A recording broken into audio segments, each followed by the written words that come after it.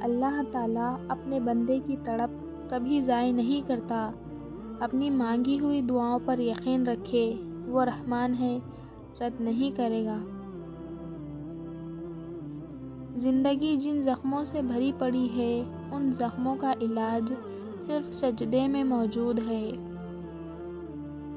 اللہ تعالیٰ تمہارے جسموں اور تمہاری صورتوں کو نہیں دیکھتا، وہ تو تمہارے دلوں کو دیکھتا ہے۔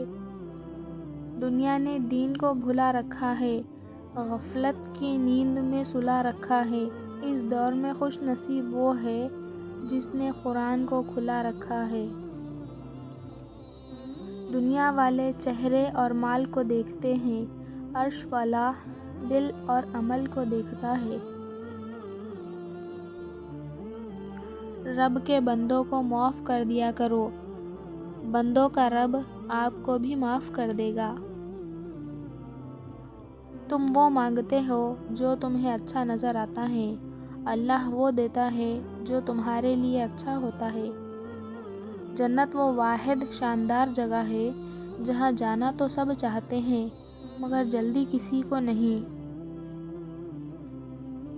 ہر حال میں اللہ کا شکر ادا کرو۔ کیا اللہ کا ہم پر یہ احسان کم ہے کہ اس نے ہمیں ایک مسلمان کے گھر اور محمد مصطفیٰ صلی اللہ علیہ وسلم کی امت میں پیدا کیا۔ سورج کی شعاعیں کتنی تیز ہوتی ہیں مگر معمولی سے بادل ان شعاعوں کو روک دیتے ہیں۔ اسی طرح گناہ کتنے ہی زیادہ طاقتور ہو، نماز انہیں روک دیتی ہے۔ بدلتی ہوئی چیزیں اچھی ہوتی ہیں مگر یقین کیجئے بدلتے ہوئے اپنے بہت تکلیف دیتے ہیں۔ علم اپنے رب کو سمجھنے کا نام ہے، باقی سب تو رزق کمانے کے فن ہیں۔